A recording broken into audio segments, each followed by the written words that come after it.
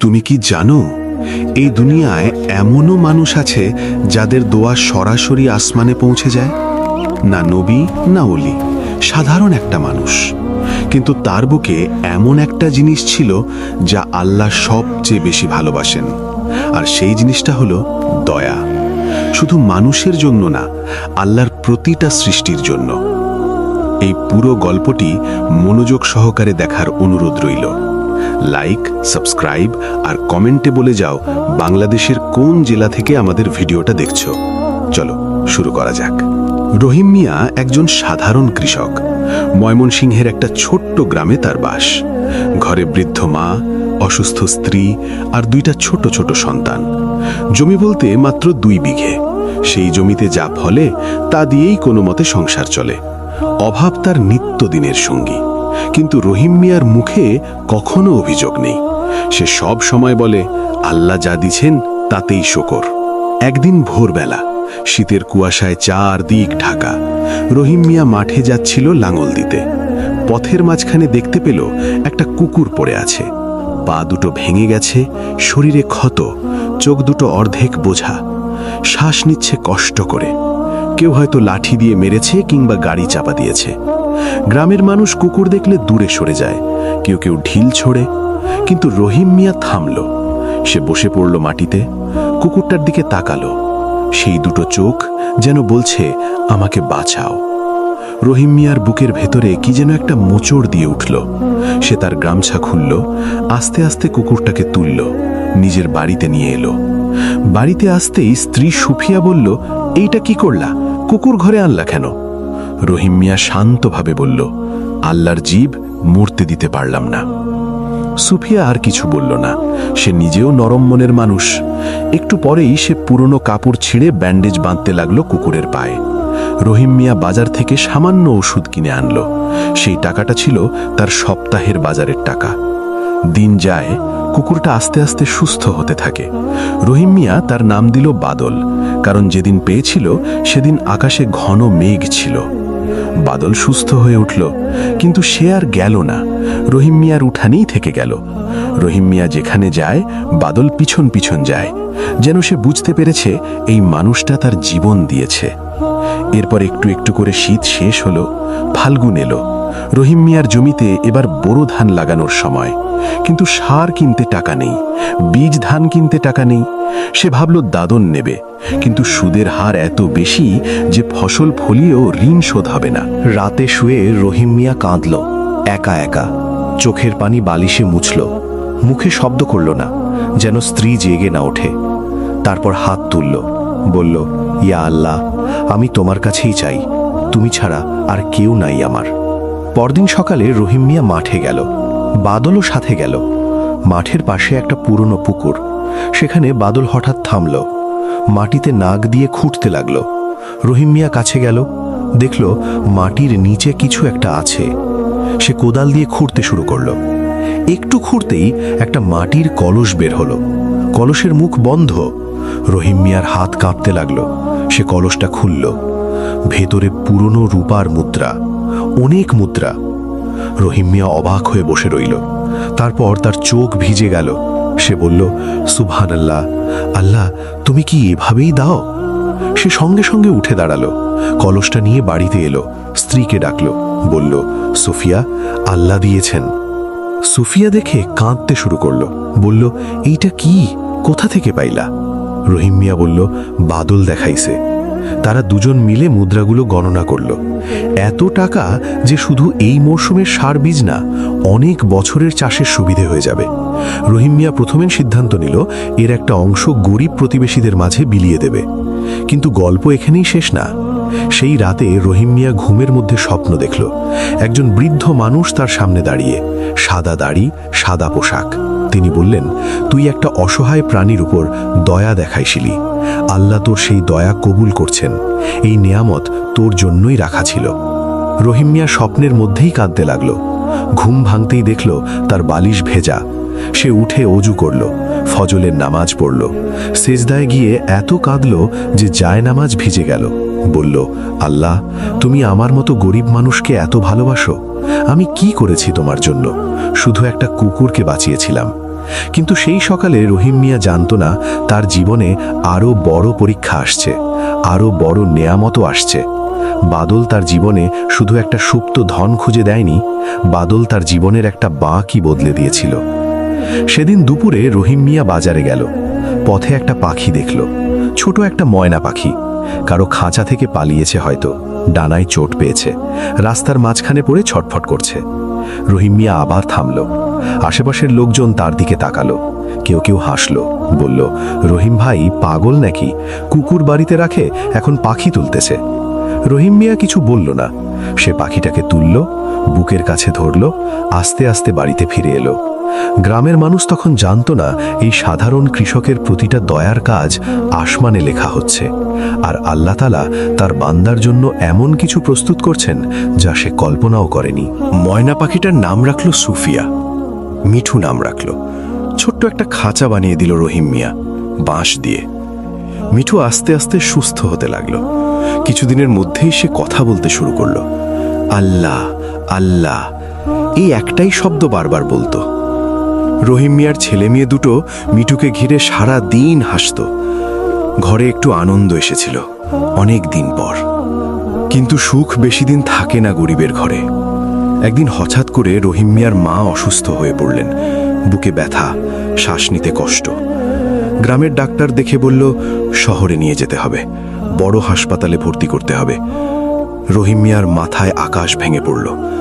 সে ভাবল, কলসের টাকা থেকে কিছু রেখেছিল, সেটা দিয়ে হয়তো হবে।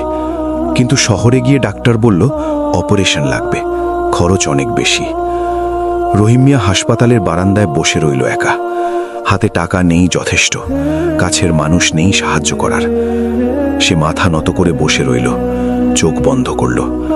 মনে মনে বলল, আল্লাহ, মায়ের জান তোমার হাতে, তুমি যা করো ভালোর জন্যেই করো।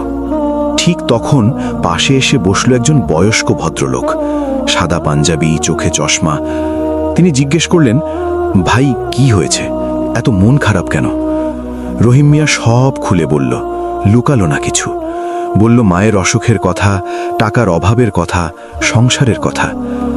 ভদ্রলোক চুপ করে শুনলেন। তারপর বললেন, তুমি কি রহিম মিয়া, ময়মনসিংহের? রহিম মিয়া অবাক হয়ে বলল, জি, কিন্তু আপনি চেনেন আমাকে?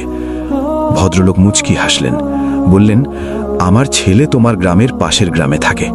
সে একদিন বলেছিল, তোমাদের গ্রামে একজন মানুষ আছে যে রাস্তার কুকুর বাড়িতে নিয়ে সেবা করে, পাখি কুড়িয়ে এনে বাঁচায়।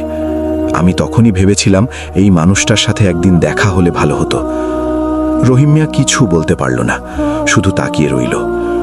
ভদ্রলোক বললেন, আমি ডাক্তার আজিজ, এই হাসপাতালের সিনিয়র কার্ডিওলজিস্ট। তোমার মায়ের অপারেশন আমি করব, আর খরচের চিন্তা তোমাকে করতে হবে না। রহিম মিয়ার চোখ ভিজে গেল। সে বলল, ডাক্তার সাহেব, আমি কিভাবে? ডাক্তার আজিজ তার হাত ধরলেন, বললেন, ভাই, তুমি সৃষ্টির উপর দয়া করেছ, আল্লাহ তোমার উপর দয়া করবেন না? আজ আমাকে এই হাসপাতালে আসার কথা ছিল না, কিন্তু সকালে হঠাৎ মনে হলো একটু আসি। এখন বুঝছি কেন আসতে হয়েছিল। সেই রাতেই অপারেশন হলো। রহিম মিয়ার মা সুস্থ হয়ে উঠলেন। 3 দিন পর হাসপাতাল থেকে বাড়ি ফিরলেন।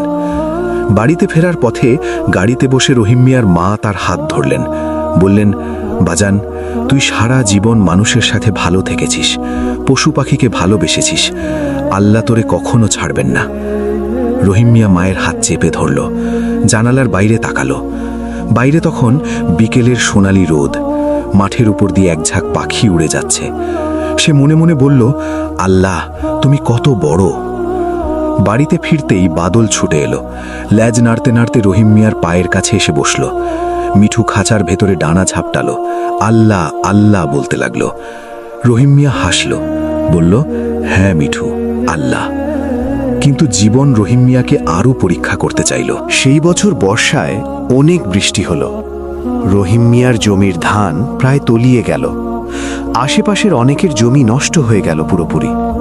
রহিম মিয়া নিজের কষ্টের মধ্যেও দেখল প্রতিবেশী করিম মিয়ার পরিবার না খেয়ে আছে। রহিম মিয়া তার গোলা থেকে ধান বের করল, করিম মিয়ার বাড়িতে পাঠিয়ে দিল। করিম মিয়া নিতে চাইল না, বলল, ভাই, তোমারও তো অভাব। রহিম মিয়া বলল, আমার আল্লাহ আছেন, তিনি দেবেন। সেই কথাটা বলার সময় রহিম মিয়ার চোখে যে আলো ছিল সেটা দেখে করিম মিয়ার চোখ ভিজে গেল। এরপর একদিন ভোরবেলা রহিম মিয়া মাঠে যাচ্ছে। পথে দেখল একটা গরু কাদায় পড়ে গেছে, পা ভাঁজ হয়ে গেছে, উঠতে পারছে না। কারো গরু হারিয়ে গেছে হয়তো, চারপাশে কেউ নেই। রহিম মিয়া একা গরুটাকে ওঠানোর চেষ্টা করল, পারছিল না। তখন ডাকলো পাশের বাড়ির ছেলেকে। দুজনে মিলে গরুটাকে তুলল, কাদা পরিষ্কার করলো, পানি খাওয়ালো। তারপর গরুটাকে বেঁধে রাখলো যাতে মালিক এসে নিয়ে যেতে পারে। সন্ধ্যায় গরুর মালিক এলো, দেখলো গরু সুস্থ আছে। মালিক রহিম মিয়াকে বলল, ভাই, তুমি না থাকলে আমার গরুটা মরে যেত, আমি তোমার কি উপকার করতে পারি? রহিম মিয়া বলল, কিচ্ছু লাগবে না, গরু আল্লাহর জীব, ওর সেবা করেছি, এতেই খুশি। মালিক চলে গেল, কিন্তু পরদিন সকালে সে আবার এলো, সাথে একজন অপরিচিত মানুষ। সে বলল, রহিম ভাই, এই লোক শহর থেকে এসেছেন, আমার বন্ধু। তিনি গ্রামে একটা মৎস্য প্রকল্প করতে চান। বিশ্বস্ত মানুষ খুঁজছিলেন যে দেখাশোনা করবে। আমি তোমার কথা বললাম। রহিম মিয়া অবাক হয়ে দাঁড়িয়ে রইল। শহরের লোকটা বলল, মাসে মাসে বেতন পাবেন, জমির পাশে পুকুরও ব্যবহার করতে পারবেন নিজের মাছ চাষের জন্য। রহিম মিয়া সেই মুহূর্তে কি বলবে বুঝতে পারল না, শুধু উপরের দিকে তাকালো। নীল আকাশ, সাদা মেঘ, একটা পাখি উড়ে গেল।